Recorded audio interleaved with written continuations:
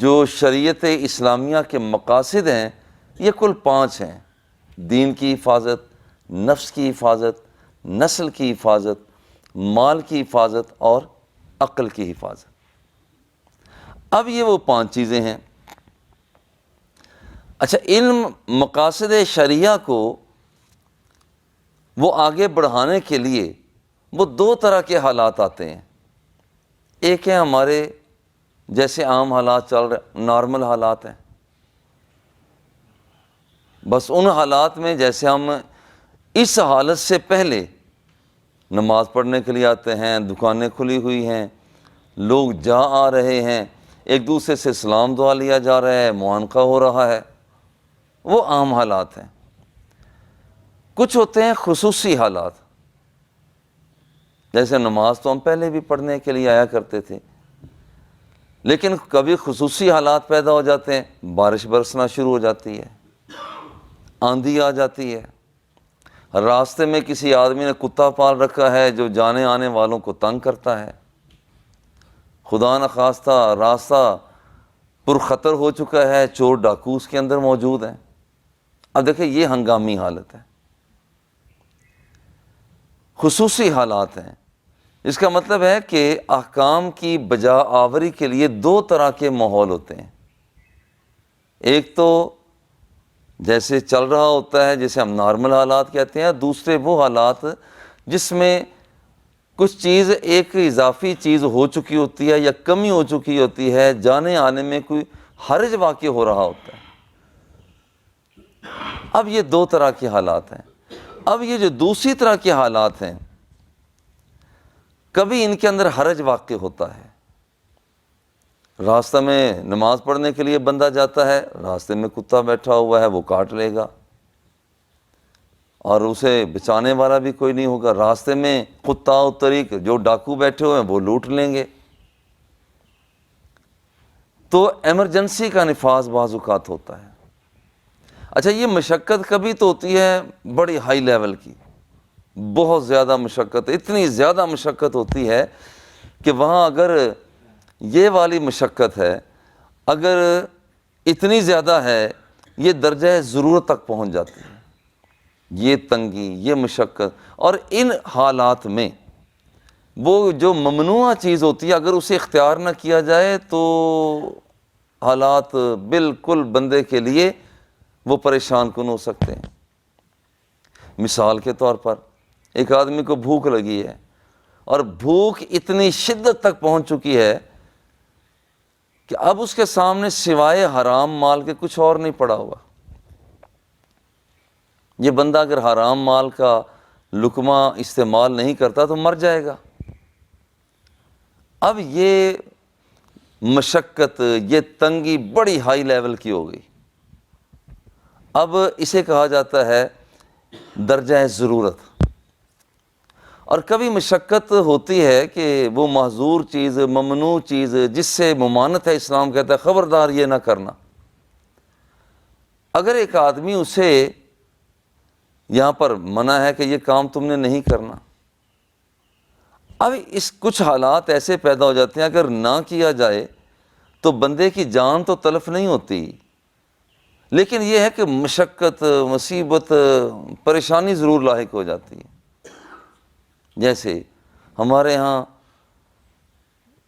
خدا نخواستہ کسی کو اپنا صحیح کام نکلوانے کے لیے بھی بعض اوقات رشوت دینا پڑ جاتی ہے۔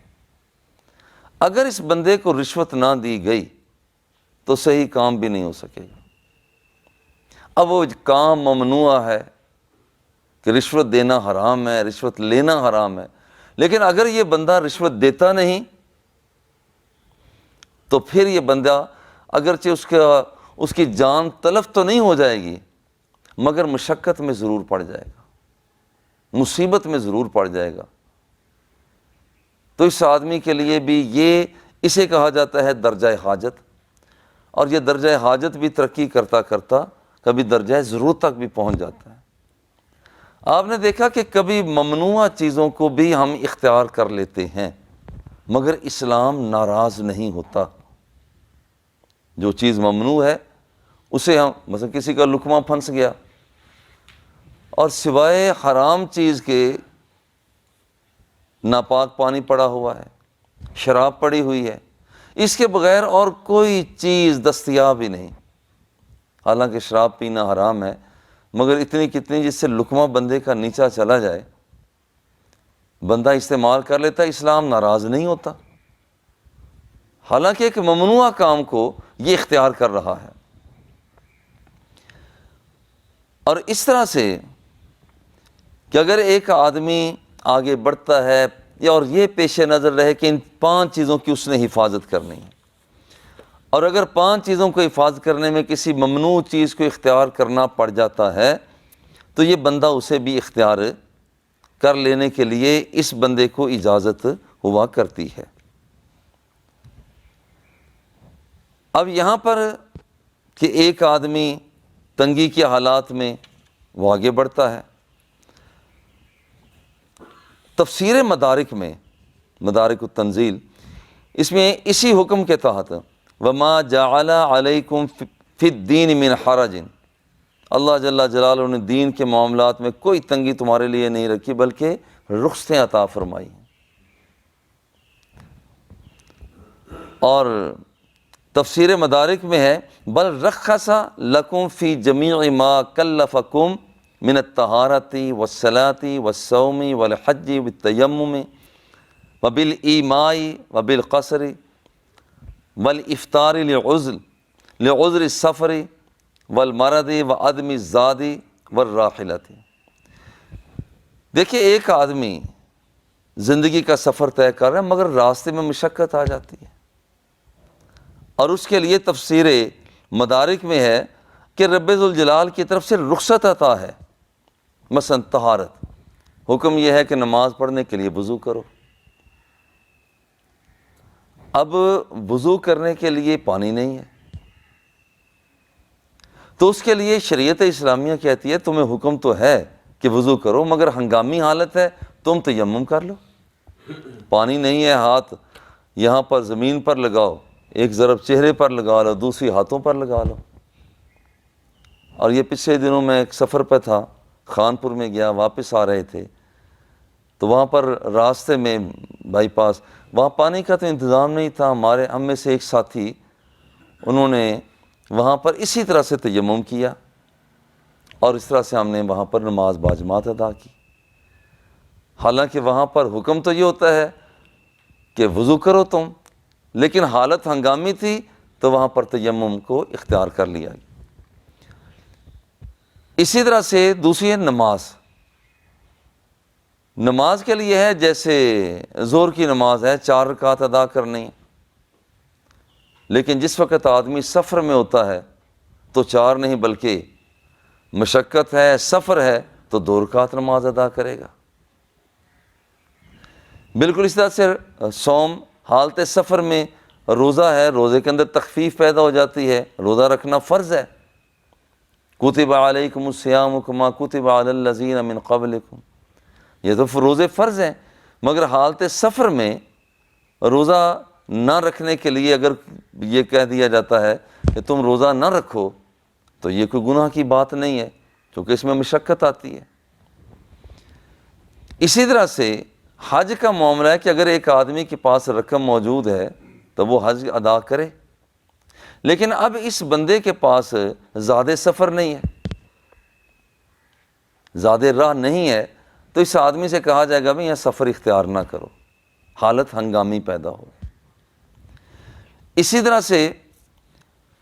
روزہ افطار کرنے کے حوالہ سے کسی عذر کی وجہ سے، سفر کی وجہ سے روزے کا افطار کرنا پڑ جاتا ہے، اور مرض کی وجہ سے بندہ مرض میں مبتلا ہو گیا تو وہاں پر اس مرض کی وجہ سے اب روزے کو چھوڑتا ہے، ٹھیک ہے۔ اور اسی طرح سے اگر کبھی اندیشہ یہ ہو، جیسے شوگر کے مریض ہیں، وہاں پر بالفعل وہاں پر بندے کو ابھی حالت طاری ہوئی نہیں ہوتی مگر اندیشہ ہوتا ہے کہ کہیں یہ بندہ اگر روزہ اس نے رکھا تو یہ تو کہیں وہاں پر بے ہوش نہ ہو جائے، اس کی شوگر لیول جو ہے وہ کمزور نہ پڑ جائے، تو ایسے حالات میں اس بندے سے کہا جاتا ہے کہ میاں تم روزہ نہ رکھو، حالانکہ فی الحال اسے تو شوگر نہیں ہے، مگر ڈاکٹر، حکیم، حاذق، طبیب وہ کہتا ہے میاں تم نے روزہ رکھا تو حالت تمہاری غیر ہو سکتی ہے، ابھی ہوئی نہیں ہے، ہو سکتی ہے۔ ایسے حالات میں بھی اس آدمی کو روزہ چھوڑنے کی اجازت ہو جاتی۔ اور یہ ایک نہیں، یہ بہت سے مسائل، معاملات ہیں کہ وہاں پر ہم دیکھتے ہیں کہ ہنگامی حالت پیدا ہوتی ہے تو ممنوع چیزوں کو بھی اختیار کیا جا سکتا ہے۔ اب یہ ضرورت کی تاثیر، جس کا مطلب یہ ہوتا ہے کہ حالت ضرورت کی پیدا ہو جائے، کیسی حالت پیدا ہو تو بندہ ہنگامی حالت کے پیش نظر ممنوع چیز کو اختیار کر سکتا ہے، وہ کون سی چیز ہے؟ نمبر ایک، کہ وہ ضرورت فی الحال موجود ہو۔ مثلا ایک آدمی کہتا ہے جناب ہو سکتا ہے کہ راستے میں مجھے پانی نہ ملے، تو میں کیوں نہ ابھی سے، اب جو یہاں پر شراب موجود ہے تو میں بھی پی لیتا ہوں، پیاس تو بجھ جائے گی۔ یہ شرعی طور پر اس کے لیے حلال نہیں ہے، کیونکہ ابھی تک وہ حالت طاری نہیں اس پر۔ ہاں چلا جائے گا اگر ایک دن ایک رات ایک آدمی کو کوئی چیز نہیں مل رہی، کھانے کے لیے نہیں مل رہا، پینے کے لیے نہیں مل رہا، اور اگر اس بندے کو کوئی ایسی چیز مل جاتی ہے جو حرام ہے، اب یہ اسے استعمال کر لے گا کہ اب اس وقت ضرورت فی الحال موجود ہے، تو اسے فی الحال اس کا موجود ہونا ضروری ہے۔ اگر ایک آدمی کو مشقت آنے والے وقت میں، مثلا روزہ تو سفر تو کل کرنا ہے، مگر روزہ وہ آج چھوڑ رہا ہو، اور وہ کہے جناب سفر میں روزہ تو درست نہیں ہے، وہاں پر میں تو کہیں مر نہ جاؤں، اسے کہا جائے گا میاں روزہ ابھی تو چھوڑنے کی پوزیشن میں نہیں ہے، تیرا سفر کل شروع ہونا ہے، لہذا فی الحال حالت ضرورت نہیں ہے۔ نمبر ایک۔ اسی طرح سے دوسری بات یہ ہے کہ جس چیز سے روکا گیا ہے اسے کثرت کے ساتھ پھر استعمال نہیں کیا جا سکتا۔ مثلا ایک آدمی کو بھوک لگی ہے اور نہیں کھائے گا تو مر جائے گا، اور لقمہ یہاں پر پڑا ہوا ہے حرام کا، یہ جو حرام پڑا ہوا ہے اب یہ نہیں ہے کہ وہ پیٹ بھر کے کھا لے، نہیں، جتنے کے ساتھ اس کی بھوک مر سکتی ہے، ایک لقمہ، دو لقمے، 3 نوالے کر لو، وہ بندے کی اپنی اپنی حیثیت ہوتی ہے۔ ایک آدمی کو 3 لقمے کے ساتھ اس کی بھوک مر گئی ہے تو اب چوتھا لقمہ لینا اس کے لیے حرام ہوگا، کیونکہ یہاں پر کسی ممنوع چیز کا استعمال ضرورت کے مطابق کیا جائے گا۔ 2 باتیں۔ تیسری بات یہ ہے کہ نقصان کا ازالہ اس جیسے نقصان کے ساتھ نہیں کیا جا سکتا۔ مثلا ایک آدمی کو شدید بھوک لگی ہے، بھائی نہیں کھائے گا تو یہ تو مر جائے گا، اور دوسرے آدمی کے پاس اتنی سی روٹی موجود ہے، اور لیکن وہ بھی اس پوزیشن میں ہے کہ اگر وہ نہیں کھائے گا تو وہ مر جائے گا۔ اب یہ آدمی اس ضرورت کے پیش نظر دوسرے کا مال چھینا جھپٹی نہیں کر سکتا۔ کیوں نہیں کر سکتا؟ کیونکہ یہاں پر ایک نقصان کا ازالہ اسی جیسے دوسرے نقصان کے ساتھ نہیں کیا جا سکتا۔ اور چوتھی بات یہ ہے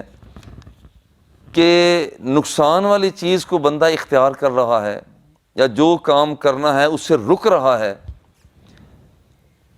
یہ اس کو یقین ہو کہ اگر میں نے یہ کام کیا تو پھر یہ نقصان ہو جائے گا، یا ایک آدمی یہاں پر یقین ہے اسے، یا اس کا ظن غالب ہے کہ یہ کام میں نے اگر کیا تو پھر تو نقصان ہو ہی جائے گا، مثال اس کی یہ ہے، تو پھر ایسے حالات میں کوئی ممنوع کام بھی کیا جا سکتا ہے۔ اب اس کی صورتحال دیکھیے، اس کی مثال یہ ہے کہ ایک بندہ بیمار ہے، بیمار آدمی سے ڈاکٹر کہتا ہے کہ دیکھو یہاں پر خون جب تک تم نہیں چڑھاؤ گے، حالانکہ خون کا چڑھانا یہ تو ناجائز ہے، لیکن ڈاکٹر، طبیب، حکیم کہتے ہیں دیکھو اگر تم خون نہیں چڑھاؤ گے تو تمہیں شدید نقصان ہو جائے گا۔ ابھی نقصان ہے نہیں، ابھی نقصان ہے نہیں، لیکن کچھ دیر کے بعد اسے اگر اس نے خون نہ چڑھایا، جیسے کچھ لوگ ایسے ہوتے ہیں کہ ان کو خون ماہ بماہ وہ خون چڑھانا ہی پڑتا ہے، اگر انہیں خون نہ دیا جائے تو ان کے مرنے کا بھی خطرہ ہوتا ہے، طبیعت کے بگڑنے کا اندیشہ ہوتا ہے۔ ابھی طبیعت اس کی نہیں بھی بگڑی تو بگڑنے سے پہلے بھی اس حرام کام کو اختیار کیا جا سکتا ہے۔ کیوں؟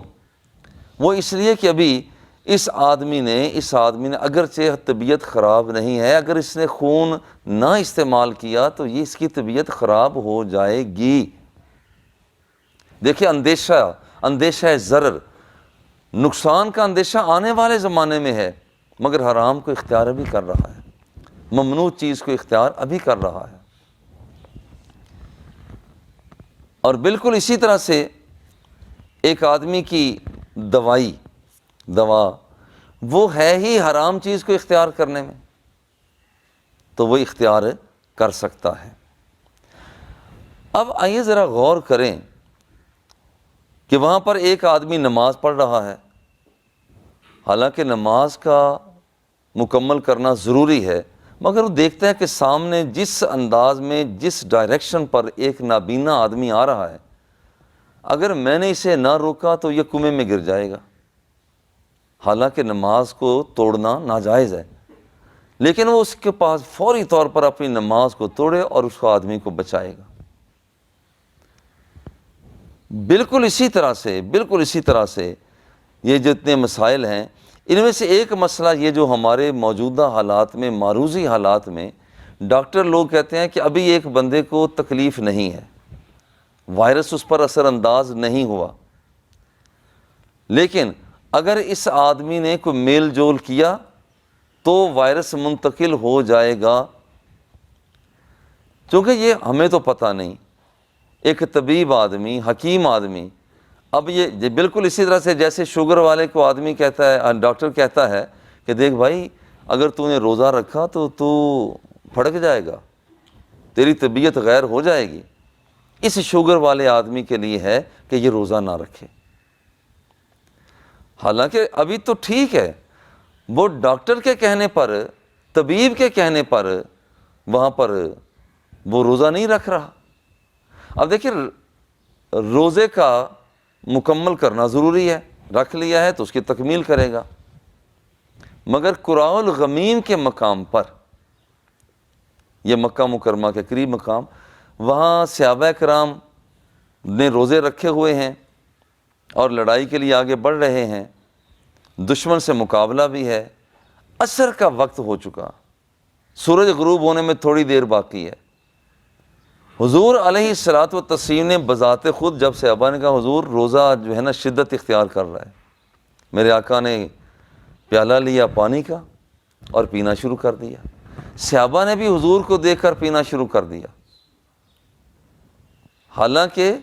یہاں پر مشقت تو بعد میں آنے والی ہے، مگر حضور علیہ الصلوۃ والتسلیم نے ان کے روزے پہلے ہی کھلوا دیے، ایک ممنوع کام کو اختیار کروا دیا گیا، جس کا مطلب ہے کہ کسی ممنوع کام کو، جو کام ممنوع ہو، اسے روکا جا سکتا ہے۔ جو ایک آدمی کام کر رہا ہو اور اس کے ساتھ اندیشہ تکلیف ہو، اندیشہ ضرر ہو، اسے کہا جا سکتا ہے میاں اب تو نے یہ کام نہیں کرنا۔ بالکل اسی طرح سے ابھی حکومت نے کوئی ایسی پابندی تو نہیں لگائی، لیکن اگر حالات ایسے بن جاتے ہیں کہ خبردار بھی کوئی بندہ باہر نہیں نکل سکتا، اگر خدا نخواستہ حالات ایسے ہو جاتے ہیں، جیسے بعض ممالک میں وہ شدت کی وجہ سے انہیں مساجد میں جانے سے روک دیا گیا، تو دیکھیے کوئی حرج کی بات نہیں، جیسے کرفیو لگا دیا جاتا ہے، خبردار ہنگامی حالت ہے، کوئی شخص باہر نہیں نکل سکتا، اگر کوئی شخص باہر نکلتا ہے تو اسے گولی مار دی جاتی ہے۔ اب یہاں پر ان لوگوں کے لیے ضروری ہے کہ اپنے گھروں میں رہیں، مسجد کی طرف نہ جائیں۔ اسی طرح سے یہ کرونا وائرس کی وجہ سے خدا نخواستہ پاکستان میں ایسے حالات ابھی ہیں نہیں، اگر کوئی ہنگامی حالت، یہ ہے جو آج کا درس شریف یہ آنے والے حالات کو پیش نظر رکھتے ہوئے خدا نخواستہ ایسے حالات اگر پیدا ہو جائیں تو ابھی تک تو گورنمنٹ نے مشورہ دیا ہے، اور اگر پھر بعد میں پابند کرتے ہیں بھی خبردار گھر سے باہر نہیں نکل سکتے، اس کی پابندی کرنا ہمارے فرائض میں شامل ہوگا، چونکہ آنے والے حالات، ہنگامی حالت جو ہوتی ہے وہ مقاصد کا تقاضا، مقاصد شرعیہ کا تقاضا یہی ہے کہ یہاں پر جان کی حفاظت ہے، تو ایسے اقدامات اختیار کر لیے جائیں اگرچہ ممنوع ہی کیوں نہ ہوں، کہ انہیں اختیار کرنے کے ساتھ بندے کی جان کی تحفظ ہوتا ہے، جان بچ جاتی ہے۔ تو بالکل چونکہ یہاں پر پریکٹس میں یہ بات آ چکی ہے کہ یہاں پر ایک آدمی سے دوسرے آدمی کی طرف یہ کرونا وائرس منتقل جلدی سے ہوتا ہے، اور پھر یہ ہے کہ اس کے پنپنے کے لیے اس کی خوراک ہی انسانی وجود ہوتا ہے، نیچے پڑا رہے تو اسے خوراک نہیں ملتی، بالآخر وہ مر جاتا ہے۔ لیکن جب انسان کے اندر وہ داخل ہوتا ہے، کچھ دنوں کے لیے گلے کے اندر رہتا ہے، پھر آگے اثرات کرتا ہے، وہ انسان کے سانس لینے کو متاثر کرتا ہے، سانس کی نالیوں کو سکیڑ دیتا ہے، جس کا مطلب ہے پھر اس کے یہ خطرناک چیز ہوئی۔ تو اس سے بچنے کے لیے کل کلا اگر یہ حالت، ہنگامی حالت یہاں تک پہنچ جاتی ہے کہ لوگ اپنے گھروں میں نماز پڑھ لو، تو ایسا ہمیں کر لینے میں کوئی نقصان اور حرج کی بات نہیں ہوگی۔ اور یہ مقاصد شرعیہ ایسے ہیں کہ کیسے بھی حالات پیدا ہو جائیں، کیسے بھی حالات پیدا ہو جائیں، اسلام وہاں پر بھی انسانوں کی رہنمائی کرتا ہے کہ اب یہ کام تم نے کرنا ہے اور یہ کام تم نے نہیں کرنا۔ اللہ جل جلالہ ہمیں ہمارے بیماروں کو شفائے کاملہ عطا فرمائے رکھے، اور جو صحت مند ہیں رب ذوالجلال ہمیشہ انہیں صحت و عافیت کی زندگی عطا فرمائے رکھے۔ وصلی اللہ تعالی علی حبیبہ و آلہ و اصحابہ اجمعین۔